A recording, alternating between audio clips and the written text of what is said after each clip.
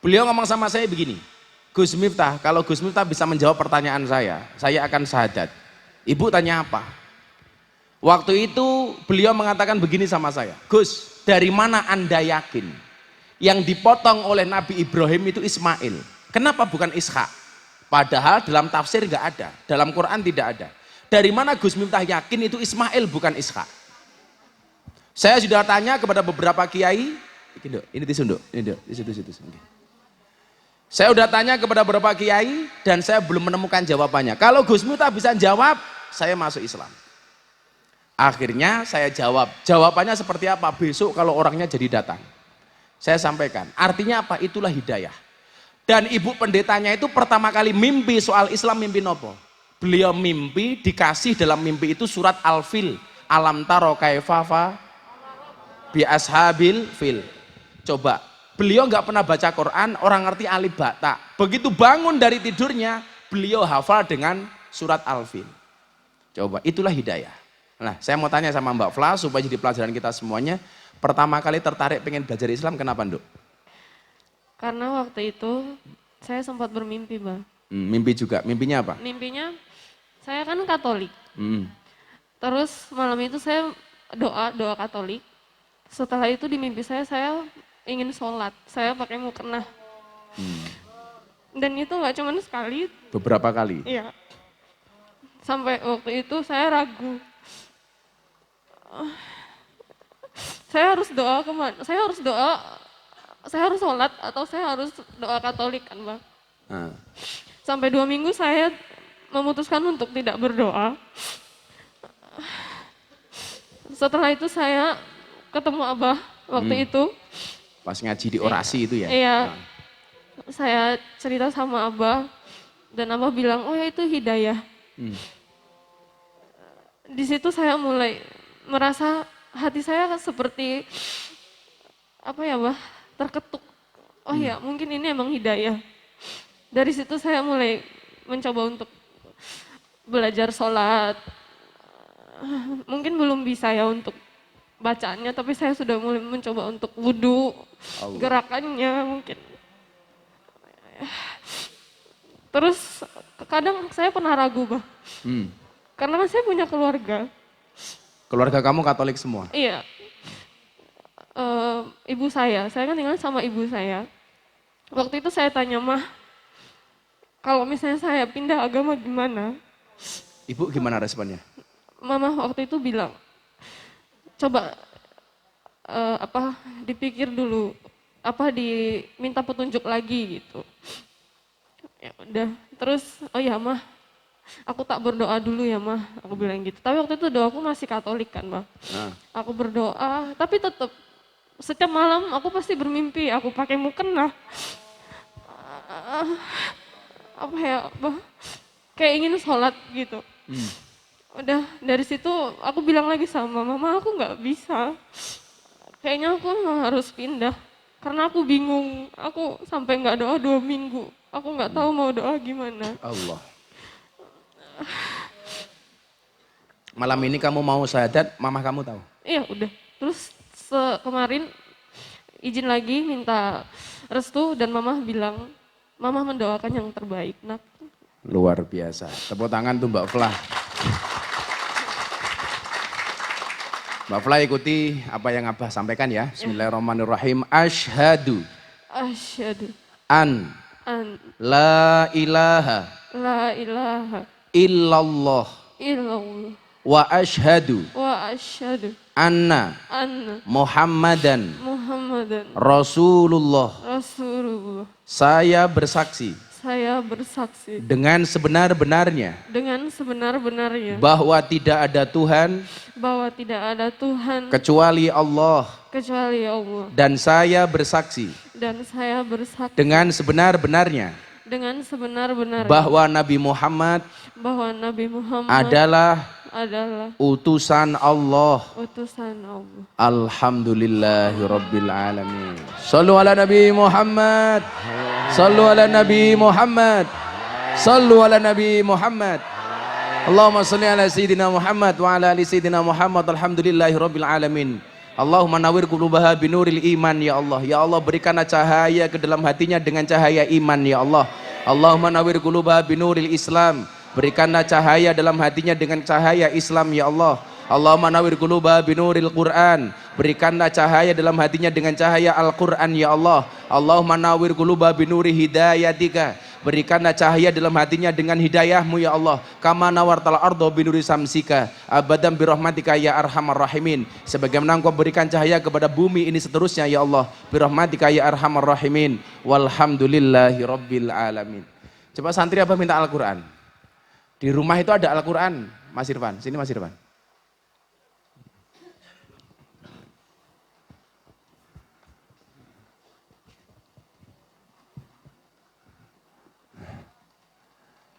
Mbak Fla, ini Quran terjemah, nanti dibaca ya. Atur nuwun. Kemudian istiqomah, ya. Amin, amin, amin. Alhamdulillahirabbil alamin. Jadi Mbak Fla ini dulu ketemu sama Abah pengajian orasi, obrolan realita dan masalah hati. Nah, besok insya Allah tanggal 12 September ada pengajian orasi di kafe mana Nis? Kalau jadi di mana? Di Silol. Silol itu kota baru. Besok ada pengajian orasi, obrolan realita dan masalah hati, termasuk dulu beliau dapat hidayah, itu salah satunya dari situ. Kebetulan besok akan kita gelar, salah satunya di Jogja, karena satunya lagi besok di Tangerang. Bulan ini Abah 2 kali. Terima kasih Mbak Fla, nanti ada apa-apa tanya sama teman-teman di pondok ya Dok ya. Suratnya, surat pindah agamanya nanti kita buatkan ya Dok. Alhamdulillahirabbil alamin. Matur nuwun Dok. Nah begitulah kira-kira. Ini luar biasa, kita tuh setiap akad pahing delalah ada yang mu'alaf. Alhamdulillah. Sugeng, kapan kamu dikafirkan? Insya Allah saya sudah kafir. Udah kafir ya. Sudah kafir seumur hidup. Tapi insya Allah surga ya Geng ya. Amin, Iya, Allahumma amin. Nggih, ngaji didik melih. Luar biasa. Merinding saya itu kalau setiap kali nuntun orang bersahadat. Saya sambil minta sama Allah, mudah-mudahan iman kita senantiasa dijaga oleh Allah Subhanahu wa taala. Oh yang ngono le. Kuwi mau. Rajulun nasa'a syabun nasa'a bi ibadatillah. Tumbuh dan berkembang hanya untuk Allah. Lah, piye sakniki carane supaya ati niki kelingan Gusti Allah terus? Bagaimana caranya supaya hati kita ini senantiasa terjaga dengan asma Allah yang ada di dalamnya? Saya juga niki nyuwun sewu. Saya minta hadiah Fatihah sekali nggih. Saya minta hadiah Fatihah sekali.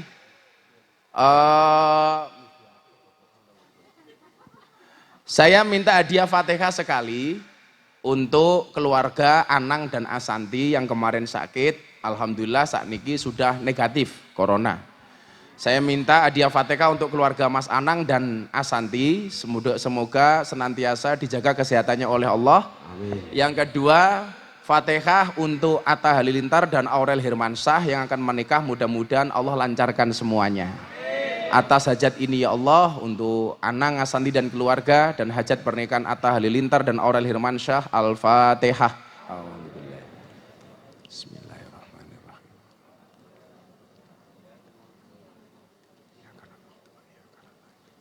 Shiratal ladzina an'amta 'alaihim ghairil maghdubi 'alaihim waladdallin.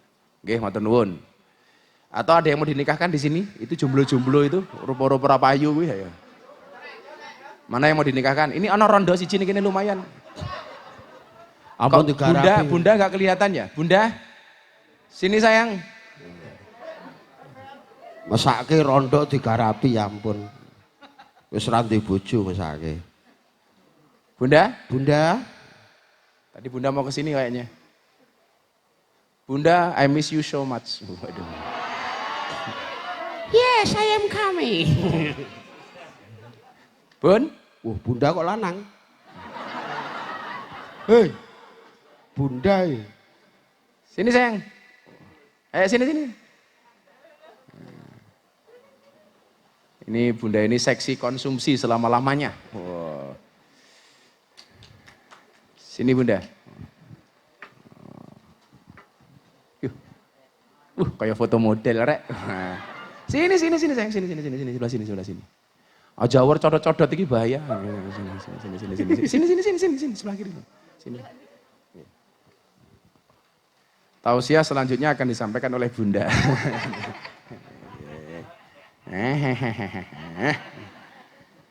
Ayo. Matamu.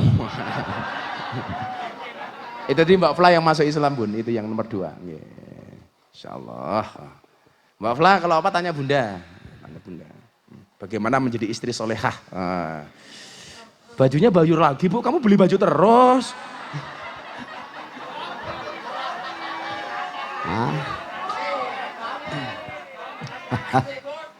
Alhamdulillah Bunda itu nggak pernah belanja di mall, nggak pernah belanja di shopping macam-macam. Ya karena cukup dari rumah. Online. Oh, sama aja. Sombong amat. Bajunya bagus banget Bu, mahal ya? Jangan mahal-mahal dong Bu, kan nggak ada jadwal ngaji Bu.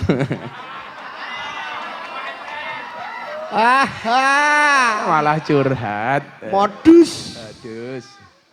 Nggak apa-apa. Aku ra melu-melu njuk ingin iki.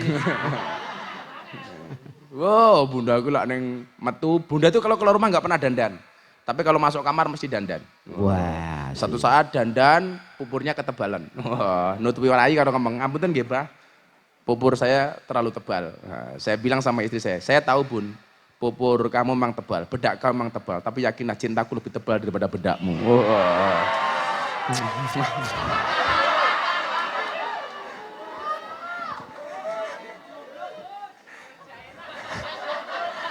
Langsung tol jaenak ya dah. Tol jaenak ora nutul ora penak. Nutul krasa penak sing ditutul danga-danga. Ngopo ndangak-ndangak mergo ketiban cagak. Beda karo bojo kula nggih. Lah bojomu piye? Nang omah iki dasteran bathike wis luntur. Masya Allah, kuwi kudu golek bojo neh to nang ngono. Matamu ngomong bojomu. Wingi mulai pupuran nggih kok kandelen wah bol ngarep main pantomim. Ajan bojo kula nyenengke tenan. Niki amalan sing biasa Gus minta maca, diwaca bareng-bareng kok. Hasbunallah wa ni'mal wakil. Ni'mal maula wa ni'man nasir. Hasbunallah wa ni'mal wakil. Ni'mal maula wa ni'man nasir. Hasbunallah ni'mal maula wa ni'man nasir. Hasbunallah wa ni'mal wakil. Ni'mal maula wa ni'man nasir. Hasbunallah wa ni'mal wakil. Ni'mal maula wa ni'man nasir. Hasbunallah wa ni'mal wakil. Ni'mal maula wa ni'man nasir. Wala haula wala quwata illa billahil aliyil azim. Niku lah ada sinkronisasi antara akal, hati dan mulut. Niku nyuwun sewu. Maca ngoten niku nikmat banget.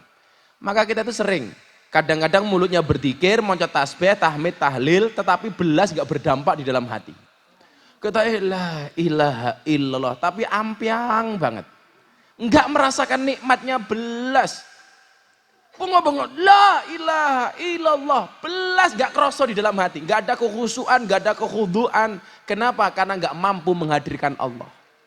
Lah, biasanya ngoten niku atine kotor. Mila atine kotor bakal tenang. Kenapa kemudian Allah tidak mau masuk ke dalam hati kita? Karena salah satunya hati ini terlalu sombong. Mila nyuwun sewu, wong niku lak sombong, padha karo banyu digrujuke teng dhuwur gunung tetep banyune ilang. Enggak mungkin kemudian dia bertahan. Kenapa? Karena terlalu sombong. Lah mila lak jenengan pengen atine dimasuki Allah di dalam hatinya supaya menjadi qalbun mukmin baitullah, jangan pernah menjadi hati yang sombong, semeleh, menerima apa adanya, sing landai-landai mawon.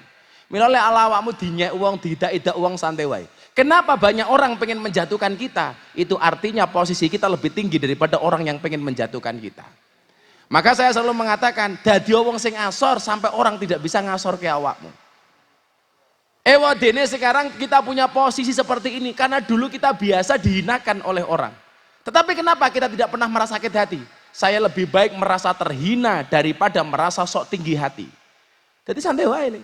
Tidak wong menggih kula nderek. Yang sering saya ceritakan, ketika mau sholat Id, saya punya baju, baunya satu-satunya baju, saya cuci, saya setrika. Mau sholat Id, ada orang masuk ke dalam kamar, bajunya diambil dienggo keset.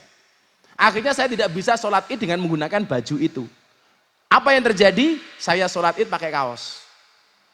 Dan subhanallah, atas izin Allah, orang yang dulu membuat baju saya untuk keset, sekarang setiap lebaran datang ke pondok minta zakat fitrah. Itu cara dan mekanisme Allah. Mila awak bagi dinya, itu tanda-tanda kemudian ketika Allah akan meninggikan kamu. Tapi ketika kita sudah tinggi, hati-hati. Kalau kamu tidak hati-hati, Allah akan menjatuhkan kamu. Jadi nyuwun sewu, ketika posisi kita di bawah, itu artinya ada kesempatan kita untuk menjadi orang yang di atas. Tetapi ketika posisi kita di atas, kalau tidak hati-hati, kita pasti akan jatuh. Maka Gus Miftah sering mengatakan, ingat sukses itu melalui banyak proses, bukan melalui banyak protes. Anak muda itu banyak karya, bukan banyak gaya. Kalau dulu Bung Karno mengatakan, berikan kepada saya 10 pemuda, akan aku guncang dunia. Sekarang berikan aku 10 pemuda, maka akan kujadikan ganteng-ganteng serigala.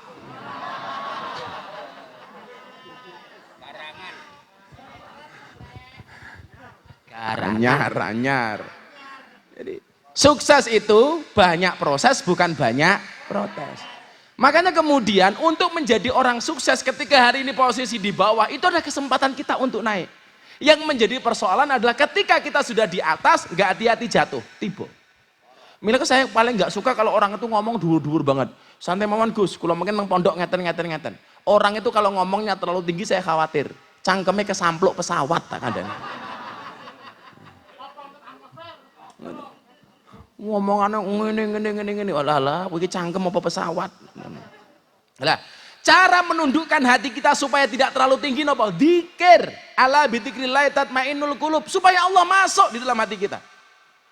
Kalau nggak ada Allah di dalam hati ini kowe bengok-bengok kaya ngapa orang efek. Padha karo orang adzan di masjid bengok-bengok nganggo mic sementara listriknya mati. Nggak ada setrum. Maka bengok-bengok kayak apapun di luar nggak ada yang dengar. Kenapa? Karena setrumnya mati. Lah pertanyaannya adalah ketika engkau berzikir menyebut asma Allah, ana setrume nang jero atimu. Kalau Allah belas ambyang sing bengok mengcangkem tok. Biasanya apa? Karena ada takabur, kesombongan di dalam hatinya. Kemudian yang kedua, kenapa kita ngomong Allah hatinya nggak tersentuh? Di dalam hati nggak ada Allah. Karena biasanya hati ini penuh dengan masalah-masalah dunia. Hati-hati. Hubbud dunya ra'su kulli khati'ah. Cinta dunia itu merupakan nenek moyang dari segala kesalahan. Maka coba Anda lihat, kenapa orang berebut partai? Karena cinta dengan dunia. Kenapa orang sampai pengen jualan miras? Karena cinta dengan dunia. Maka kemarin saya katakan, saya hormati Pak Jokowi mencabut pepresnya, walaupun tujuannya untuk devisa negara. Maka saya katakan, kalau rencanamu belum berhasil, ubah caranya, jangan ubah tujuannya. Kula pengen ngelamar rondo, atau pengen ngelamar rondo nggak berhasil, ubah caranya, tetap sebagai janda sebagai tujuannya.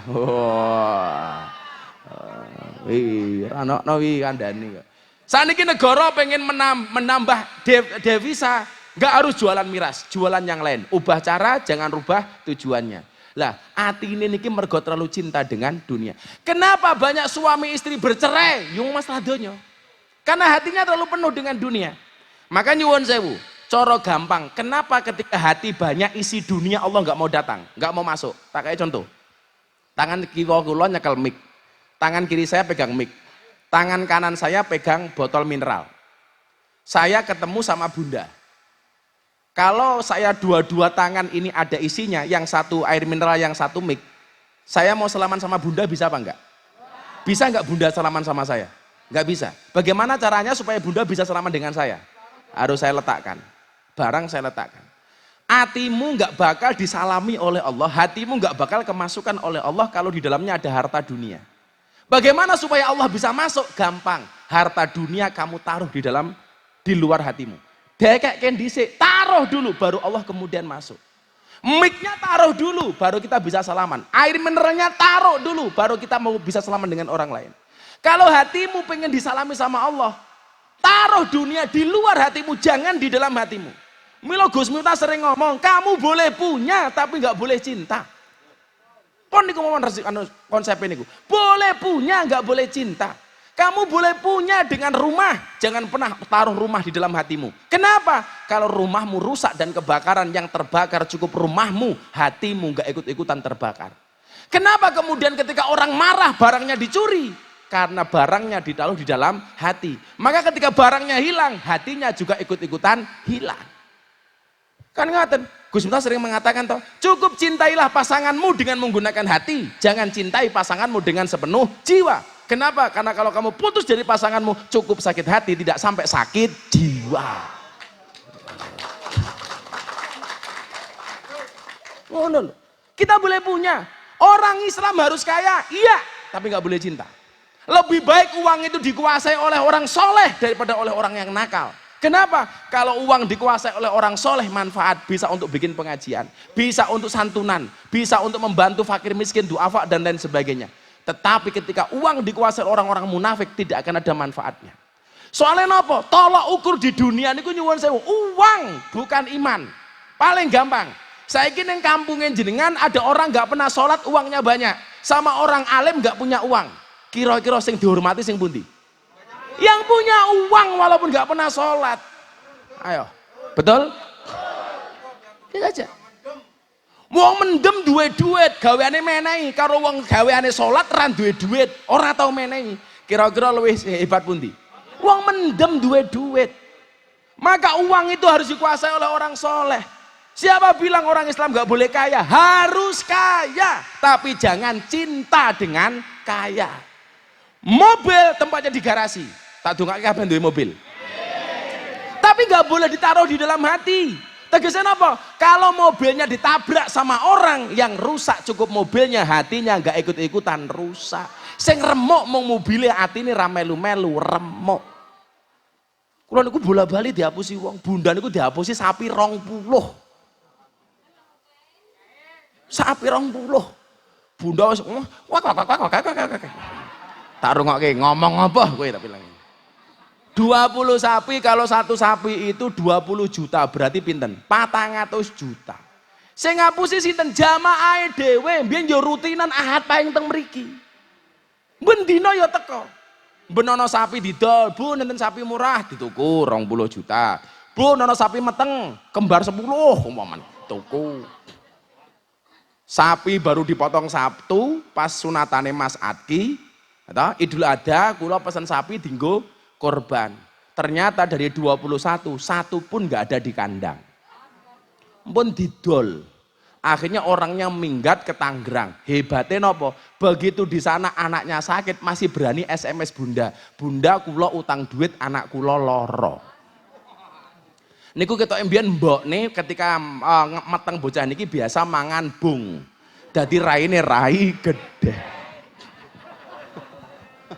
Ora main gedek cor-coran.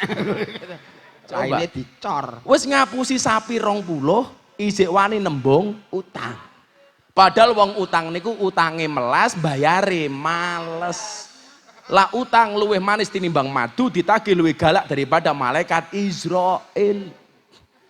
Makanya jenengan delok, wong niku soal utang, dulur dadi musuh, cedak dadi adoh. Mila hubungan kula kalian jenengan niku ora usah utang piutang, tapi hubungan krana Allah, minimal saling mendoakan. Kowe ngono lek pengen rabi ora usah utang-utang. Rabi ki murah, sing larang gayane, gengsi. Kowe gayamu laut kan ku seberangi, gunung kan ku daki. Halah kau acedak kowe ora gelem mara rupamu. Kau aketok canamu lho. Hatinya tergantung dengan masjid. Gayane laut ku seberangi, langit ku daki, masjid dilewati, matamu.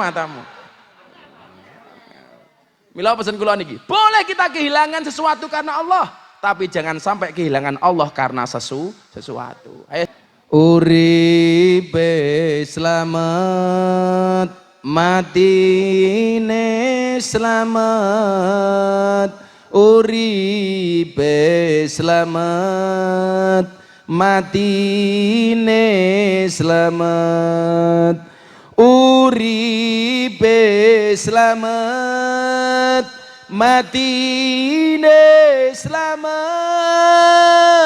uripe slamet, matine slamet, uripe slamet, matine slamet, uripe slamet, matine slamet, uripe slamet, matine slamet, hayatu salam, mautu salam, hayatu salam, mautu salam, hayatu salam,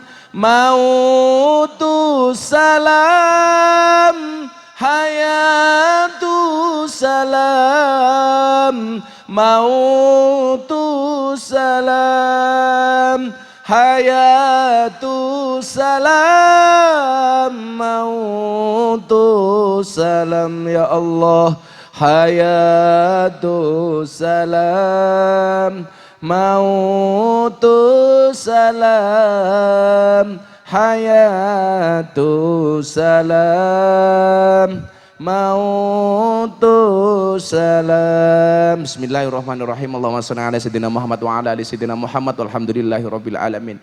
Ya Allah ya Rabb, siapapun yang hadir malam hari ini dalam keadaan sakit, ya Allah Engkau angkat semua penyakitnya ya Allah. Siapapun yang hadir dalam keadaan bermasalah, Engkau berikan solusinya ya Allah. Siapapun yang datang dengan salah hajatnya, Engkau kabulkan hajat-hajatnya ya Allah. Siapapun yang datang dengan cita-citanya, ya Allah Engkau kabulkan segala cita dan permohonannya ya Allah. Ya Allah ya Rabb, jadikanlah kami golongan di mana di hari itu tidak ada perlindungan kecuali darimu ya Allah.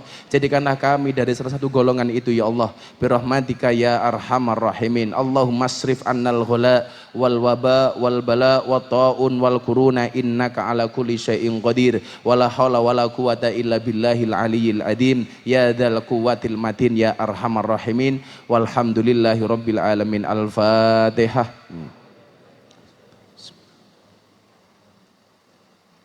Iya kan Abu Dua, iya kan Abu Dua. Matur nuwun dherekaken Sugeng Kundur, insyaallah Ahad Pahing yang akan datang akan dihadiri oleh Mas Syakir Daulay. Ya, matur nuwun. Assalamualaikum warahmatullahi wabarakatuh.